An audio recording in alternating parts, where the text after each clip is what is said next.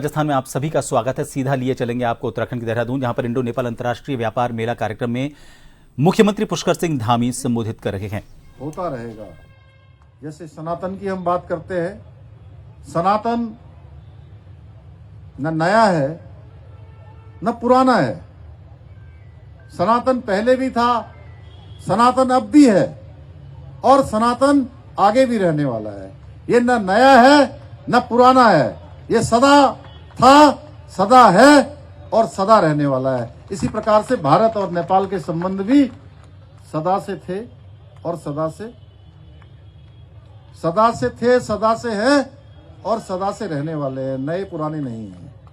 इनमें और मजबूती लाने का काम हमको भी करना है।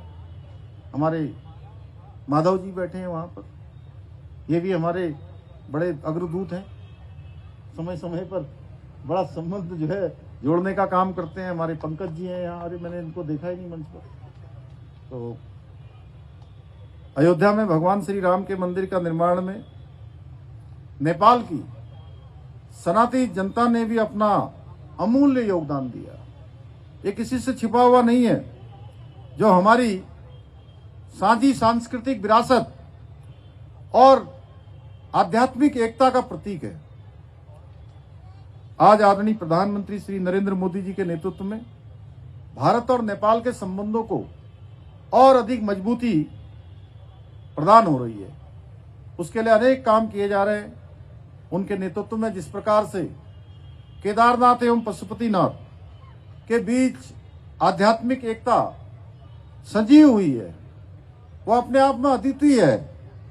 मुझे प्रसन्नता है कि ये मेला भारत और नेपाल के बीच जो हमारे सांस्कृतिक संबंध हैं, उनके साथ साथ जो व्यापारिक संबंध हैं, उन व्यापारिक संबंधों को भी बढ़ाने में सहायक सिद्ध होगा।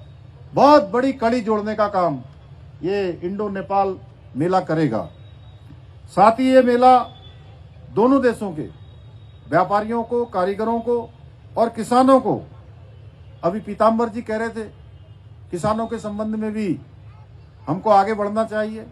निश्चित रूप से हम इसमें बात करके, इसमें हर प्रकार से व्यवस्था बना के कैसे आगे बढ़ा जा सकता है, हम उस दिशा में व्यवहारिक रूप से आगे बढ़ने का काम भी करेंगे। और जो यहाँ पर उत्पाद